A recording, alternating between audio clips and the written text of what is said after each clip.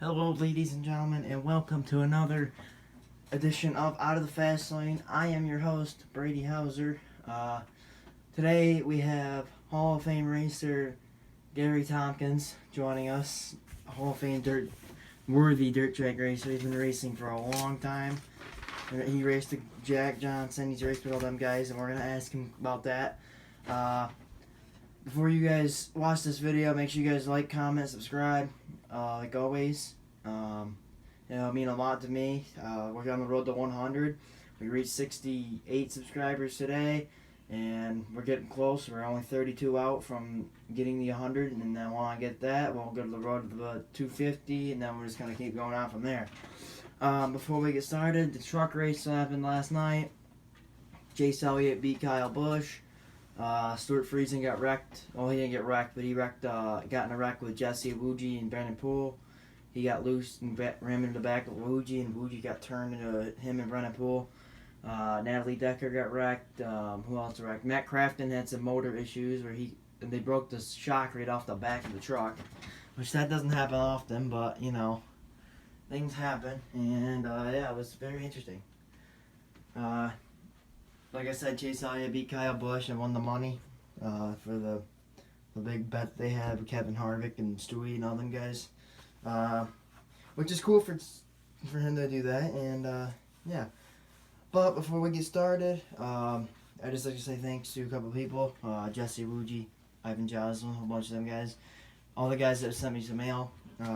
Tomorrow we will hopefully continue mail time if we get more.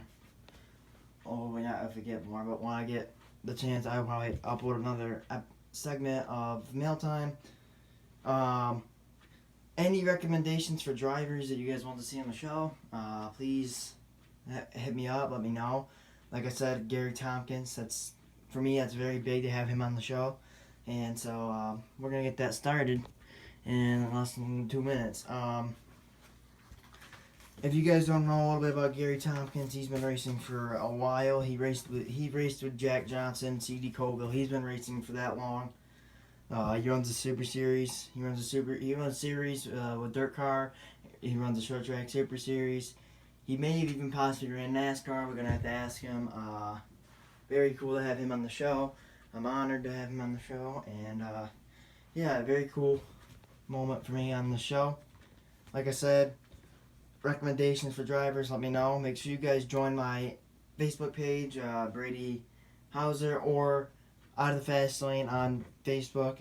We will gladly accept you into that. It's public for anybody. And feel free to post stuff on there, and me and a couple of my admins will feel free to let you guys talk. It's kind of a social interaction with fans and of my show and fans just like myself and dirt racers, because there are some dirt racers in there, so it'd be cool to talk to them guys if you guys want to. Yesterday we had Cousin Luke on the show. If you guys want to go check that out, make sure you guys click on my channel and go check that out. And today we got Gary Tomkins on, so we're gonna get him ringed up now. And yeah, here we go. Hello. Hello. Just a second. I hit something wrong here. Alright, there I got it. I hit a Welcome to the show. Have you... Before we start here, so you're in Johnstown, so obviously you're a Fonda fan. Who's your favorite driver? Stewie. Okay. That's what I thought. Yeah. What have you been doing during this pandemic to stay healthy and race ready? I work full time, so I haven't had any time off at all. It's been like a regular deal for me, but regular deal during the wintertime, work out, try to stay in shape and eat right, and then, obviously have more time to work outside, so because we're not racing, so I've actually been outside a lot, working around the house and stuff like that. Yeah. So you've been so what got you started into racing, and at what age? I've been around racing all my life. My father and mother are and were and always have been big fans. Even they'll still go to the races when I don't race in some places like Canandaigua and stuff. I just always thought I was going to be a race car driver ever since I can remember. my father was always the type of guy. He never drove, but he helped out on cars, and for some reason, it seemed like the guys from Buffalo and St. Catharines area, when they come down to race, they'd always end up at our house at some point during the weekend. And so, there, a lot of Saturday and Sunday mornings when I was a little kid, I'd wake up to race cars in the driveway. And to me, race car drivers were, gods. Actually, they still are, a few of them. Including yourself. So I just, just something I've always wanted to do, and we decided not to go go-kart racing or anything like that because we had one track that's nearby, but just didn't seem like the route we wanted to do. I wanted to be a modified driver, and we wanted to race at the tracks where the modifieds race. So when I was 15, we built a street stock, and I started racing them. Mm-hmm. So whereabouts do you race weekly to this day? Well, we're going to try to race Canandaigua with Wally Wade this year at Canandaigua, or Land of Legend, I'm sorry. He's got a good car. He knows he's a little bit down on power, but we can do some pretty good, racing with it. But this deal has really hurt him and me trying to get sponsorships for it. So hopefully we can race weekly. I don't know, like I said, nothing's written in stone about how much racing we're going to do. Mm-hmm. As of last time I really talked to Joe B.A., we had to plan to do some racing. I don't know what or anything has changed with that. Just really, we never really made a deal about what races to actually go to. So I still got to see about that. And who knows what else will come along. Hopefully something. Yeah. If racetracks were to open soon, how would you feel if they had no fans in the stands? And if they did have fans in the stands, how would you feel how do you think racetracks could work that into having fans allowed? I know, like Land of Legends is going to open up with practice next week, and then the following week they're going to go racing. And they're going to have no fans in the stands. It's going to be weird. Now, when you're racing, that's one thing. But when you're not, and you look over there and you don't see anybody in the stands, that's going to be a little disconcerting. Mm-hmm. But if the promoter, in this case Paul Cole, can keep the track going that way, then that's good for us, and hopefully that shows the powers to be that maybe we can do this safe. Mm-hmm.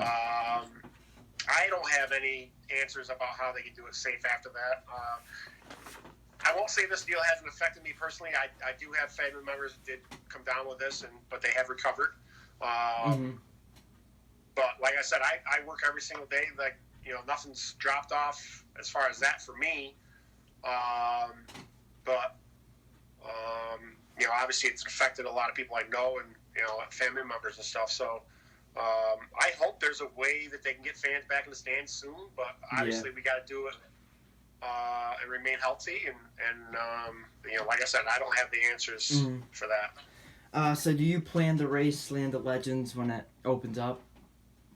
That's the plan right now. Like I said, Wally and I gotta sit down and discuss about how much racing we're actually going to do. It might be a week-to-week thing, and who knows, after that. But he's a great guy. I really wish we could find some sponsorship because I think he busts his butt on that thing, and he with this new coilover deal and stuff. I think he's got a pretty good idea of what he needs to do for me to be fast, especially there. But hopefully we can find something and put something together where we can remain at the track all year and hopefully be consistent and be fast. So you've been racing for a while now. What was it like back in the 90s to get to race against Jack Johnson, C.D. Colville, them guys weekly? And was there I got my butt kicked a lot. My goal, I drove for a guy named Daryl Simmons my first modified ride, and again another underfunded deal. Another guy that worked his butt off. Yeah. And my goal really for a while there was just to keep up with the pack when I first started. Even though I won I'd won in street stocks, I'd won in sportsman, but coming to modifieds, it was a different deal, and I knew that. And we actually didn't run bad the first year. We had a car that Daryl and some friends of his built at the old show car shop, and there were some ideas that I don't think really suited my driving style.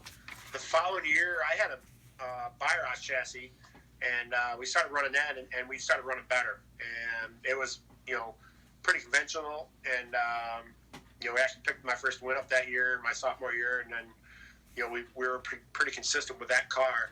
But I learned a lot just trying to keep up with them guys.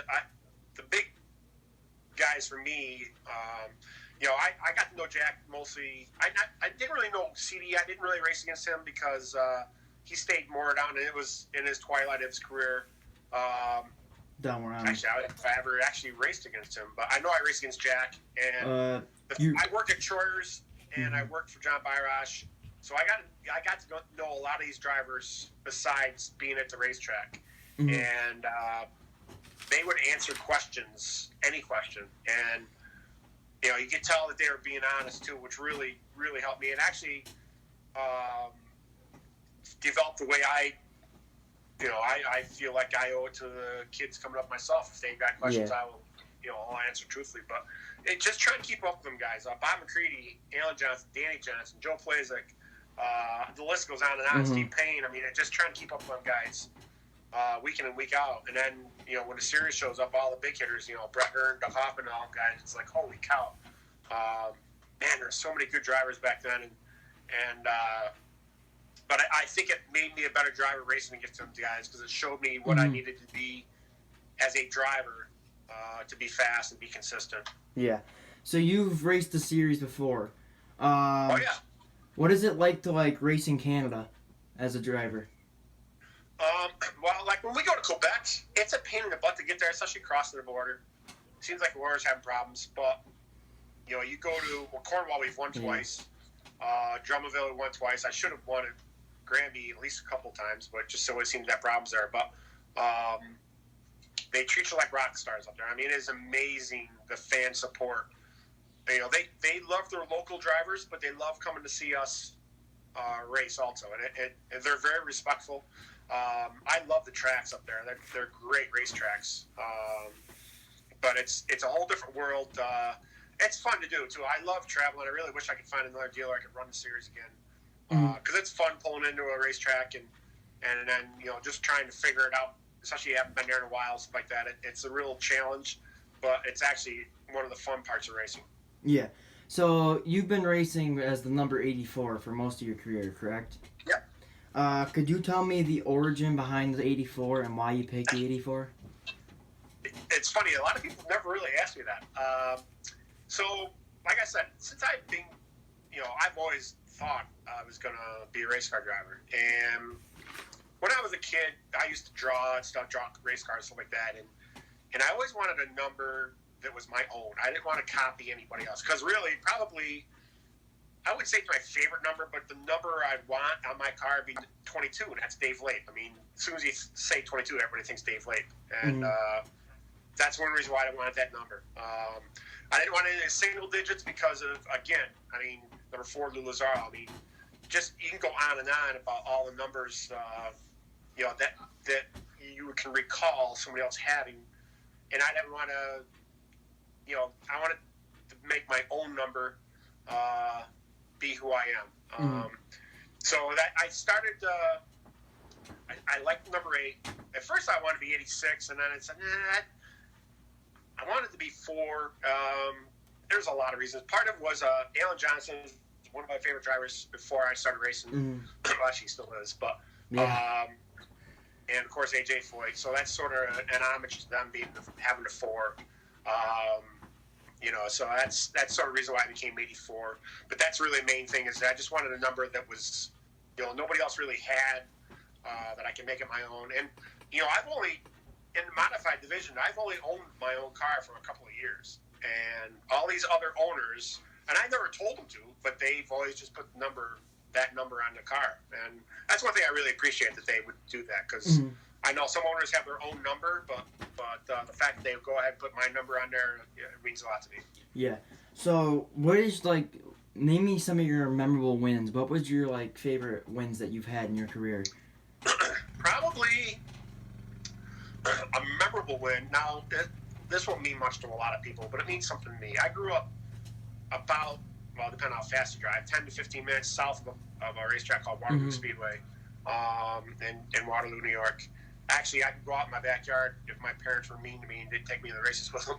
I could hear the race cars, and it's a unique track. It's sort of like trial, but it's not, and it had 3 straightaways. I mean, it's really cool. I never got a chance to race there until one year during the Seneca County Fair, they decided to have a street stock race in 1983, and I happened to be driving street stocks then. And we got it. We had a great car that night, won the race. It meant a lot to me because I know it meant a lot to my dad. And if it weren't for him, there's no way I could have raced. So that's probably one of them, even though it's just a street stock race. But still, for me, it meant a lot. Modified races, probably the year I got the ride with Jim Beachy, and I know there's some doubters out there. There was a lot of doubters out there that didn't think I deserved that ride because I wasn't the superstar that he had in that car. Alan Johnson had driven it before. And there was a lot of drivers that could have been put in that car that had a better resume than I did. The first night out with it was end of March in Hagerstown, 2004. And we went out, and we had a great battle. Tim Fuller and I were side by side for about 75 laps. I still haven't seen a video of that race. I really would love to see one. And we got a little better than he was at the end, and we won the race. And to me, that meant a lot to me. It actually took a lot of pressure off my shoulders because it not only proved to other people that, hey, I can drive this car and be competitive, but it proved to me that I could do that. And then that's probably, 2 pretty memorable races right there that I won. What is your, how did you feel about all the iRacing that was happening before everything with the pandemic, all that going on? How did you feel about that? And did you get to try iRacing it at has its all? place. People ask me if I was going to do it. I probably have some of the stuff that, I've got the controllers, stuff like that, but I'd have to upgrade my computer. I'm just too cheap to spend money to do that. I used to do a lot more of it when I was younger, and I think it actually helped me, especially like the very first time we went to Eldora. They had a sprint car game out, and Eldora was on it, and I drove the sprint car around that place a lot. And it just helped me graphics were nowhere near as good as they were now, but there were some similarities, and I think that helped me be familiar with that track a little quicker than it would have if I hadn't done that. I think it does help some, but I also think it can lead to bad habits because, you reckon on a sim, in iRacing, you push reset button and go again. It's not like that in real life. And I'm hoping that, we'll see how it plays out. I'm hoping that guys that have been doing a lot of that realize that when they get in a real car that, you can't push a reset button when you're wrecking these things. If you could race against any driver, past or present, who would it be and why? I'd probably want to race against either Mario Andretti or AJ Foyt. One of the Silver Crown, Indy cars that used to run back in the day in the miles, just because I think that's such a romantic past history of our sport, of racing. Those guys had not only talent, but they were very brave. And the fact that both of them are known the world over, but yet they started, on a dirt short track and a car that could easily kill you. Not that I'm saying that's, that doesn't romanticize it at all, but it's just, it took a bunch of bravery to do that. Yeah. And they became, to this day, it's still, too. Yeah. To this day, it takes bravery to race those cars. Yeah, and it's a fact that, that to this day, they're two, they're in a conversation for greatest of all time, but still I learned how to do it on short track. I just love to be able to run against them just to see what it was like to do that. Now, you mentioned mile. What was it like for you? The race is so long. as a driver, what is it like to like race at Syracuse at the mile and all that stuff when you got the opportunity? I love driving around the track up there. I hated racing there because you couldn't race there like you could a short track. You really had to race it like an asphalt track. It was very tough to pass most of the time. You had to respect it. You couldn't fear it though, or else you weren't going to be fast. I probably should have had the track record there. 2004, Billy Decker set it. And when I drove for Jim Beachy that year, during practice we were neck and neck the whole time wise. And my first lap put us on the outside pole. My second lap, I don't know if I would have beat Billy because I think Billy's one of the best time trials ever. Actually, one of the best drivers ever at the mile. But I had a really good lap going, and I really messed up getting into 3 and almost stuck in the wall. And that cost us a really good lap and possibly the record. But I've got 2 bad losses there. I finished second twice in that race, 2004, 2002, and by a total of 10 car lengths or so. And to this day, there's times I'll just sit there thinking about what I could have done different as a driver, and what we could have done different as a team, what we could have won that. I really, hate the fact that the mile's gone and I don't have a chance to ever win there. I won a heat race there, but it's not the same as the race, But I will say this, the fact that they've moved Super Week to Oswego, and it's now at a track that you you have to be, it got to the point at the mile where the green flag come out on Sunday. You drive hard for a few laps, get settled in, and then you run around about half throttle because you get to save tires and fuel. And, try to time your first pit stop so that when you come in for your second one, you weren't going to be in the pit as long. And again, just try to save, and then maybe try to race at the end of the race. Yeah. Oswego, you got to be on it for 200 laps. So there is no resting at all. And it's a big half mile, so you're on it the whole time. So it's mentally, physically, it's not that bad. Syracuse was, the next day you were sore and had a hard time walking for a while. But mentally, Oswego's pretty tough too. It really gets after you there because you got to be focused for such a long time. Yeah. So what goes through your mind as a driver when you're potentially gonna crash or spin out really bad? What goes through your mind? Well, it's really tough to say because everything happens so quick. I think your body's just trying to react to the events that are unfolding. I can't tell you, what I was thinking when I wrecked it one time or another. Because usually, like I said, it happens so quick that I really don't have time to think, wow, this or that, so. So you mentioned Eldora, Charlotte, and like Volusia and all that stuff. What's it like to run the big tracks like that?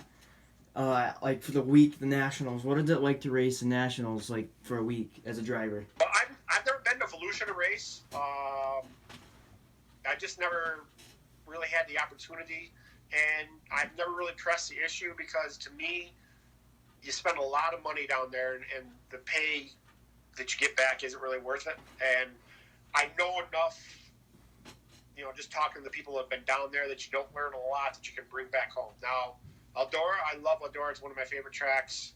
I think it's worth racing there. And then Charlotte, that's a whole different deal. You get to race, in front of a large crowd. A lot of people who don't really usually watch modifieds are there. And actually, that's the same way it is at Eldora, too. And, of course, you got the sprint cars and the late miles there, so it feels like you're on a huge stage. And, it's almost like you put up on the pedestal short track racing when you're at that place. So I love both tracks, and it's exciting to go there and race. Do you have a nickname? People have come up with some. Jim Beachy always called me the Terminator. I guess that probably the closest thing that I ever had a nickname. But it's funny, nobody's ever really come up with one that has stuck. Yeah. For whatever reason. What other hobbies do you enjoy besides racing?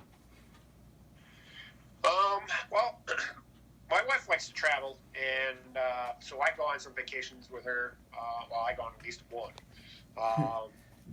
Spending time with my family, working around my house. Really, that's just relaxing. Working out my garden, stuff like that. It's nothing. I don't have anything where I've got to spend a lot of money or a lot of time on to make it worthwhile. So that's mostly what I do. Who do you go to see for advice? Because even for you at this day and age and stuff, for you've been racing for so long, you still have probably questions. Who do you like to go talk to for advice on a weekly basis to get for your car? There's a lot of people. It's funny you say that. When I was coming up through, I always listened to the veterans. And one day, Bob McCready, was talking to me and he said, "Look, the day you think you know everything, you might as well quit because you really don't know anything." But he didn't say that nicely. But I've obviously I talked to Randy Williamson at Bicknell's, Bicknell Racing Products. I've known him a long time. I've actually been racing his stuff since 1996. I've raced some other cars, but it's mostly Bicknell's. I actually talked to Matt Shepard at Oswego last year, and he actually planted me in the right direction. How to get my car better, and that was a great big help. He didn't have to, but I appreciated the help. I don't know why he wouldn't have, but I'm just saying I appreciated the help that he gave me to help me out with this, this whole new deal of coils and stuff like that, and that was a big help. I talked to some of their veterans, but it's mostly,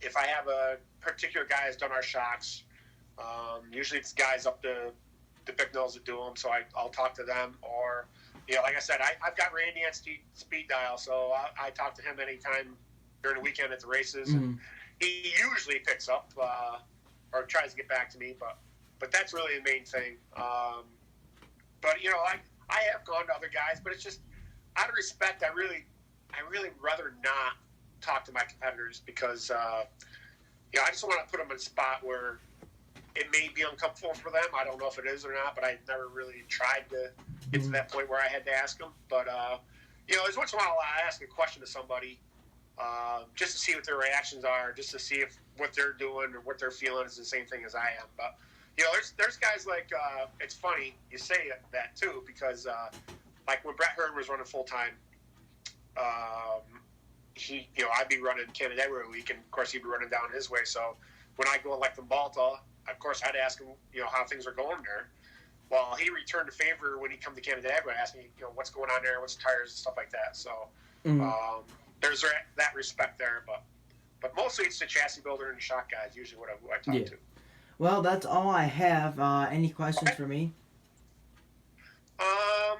I appreciate the fact that you're doing this. I think it's pretty cool, especially someone as young as you, because I know there's always people going, geez, where are these young people going to come from? And the fact we got a young guy like you doing it, I do appreciate it, and I thank you for having me on. Any shout-outs for, like, sponsors, family, friends? Well, yeah, definitely. I got to thank my wife, Susan, for letting me do this all these years. People don't realize the amount of time and effort it takes to put in these things, and time away from family and friends that you spend trying to be successful in racing, and they got to put up with it. And my son Justin and his wife Lisa, big supporters. Of course, my mom and dad. If it weren't for them, I wouldn't be racing. Like I said before, Randy Williamson has been a great big help to me over the years. He has helped me a lot. I got to thank Wally Wade. We're going to be doing some racing this year. And Joe BA Headers. And then I don't know what's going on with Dave Rouser, if he's going to race or not himself. But he helped me out towards the end of the year last year. And I still do appreciate all the help that he gave me. Well, thank you for being on the show today. Can't wait to meet you in person at a track sometime soon. Thanks for being on. Ladies and gentlemen, Gary Tomkins. Thank you. Yeah. Take care. All right, see ya. And that was Big Block Hall of Fame legend, pretty much. And his name, Gary Tomkins. He races at Canandaigua, like he said. But you can catch him anywhere you can catch him anywhere in the local area, because he could just show up out of nowhere at a super series, a dirt car series race, and you guys wouldn't be expecting it. He races number 84. Very cool to have him on the show. Gary, if you're watching this, thank you again for being on. I really do appreciate it. We have more to come during this tough time right now in the world. We have a lot of drivers. I've reached out to some drivers. We got some drivers coming on. NASCAR driver Colby Howard. He's been racing ARCA, and then he's now in the Xfinity Series. He'll be joining us sometime soon. We got other drivers, like local drivers coming around. But yeah, it's really cool to get drivers on. Like I said, if you guys have any suggestions or any advice for me as an interviewer, please feel free to let me know. I really do appreciate the advice and all that stuff. I've been taking a lot of your guys' suggestions. Shout outs to Anthony Ryan, Cousin Luke, all the people that I've had on this week. Especially Anthony Ryan. He's been helping me big time with the advice and stuff. My mom, my dad, all them people that helped me out. Social medias, Facebook, Brady Hauser. Out of the Fast Lane on Facebook. We have, who else we got? Barney Signco for making this banner right here behind me. I'll move over. Sorry, Dad, I'm standing up again. I know I shouldn't be standing up, but I am. And everybody else has helped me out with this channel. I really do appreciate it. It means a lot. So, like I said, we have more to come. Remember, the NASCAR race is on tonight. Make sure you guys check that out at Charlotte. It's going to be pretty good. And also, one more thing, what was I going to say? I don't remember. Make sure you guys also check out the SpaceX launch that comes. It's going to be this Saturday now. They got postponed. It's the space shuttle launch with the Elon Musk and all them guys. Should be awesome. And yeah. So you guys make sure you like, comment, subscribe, and take care. Peace.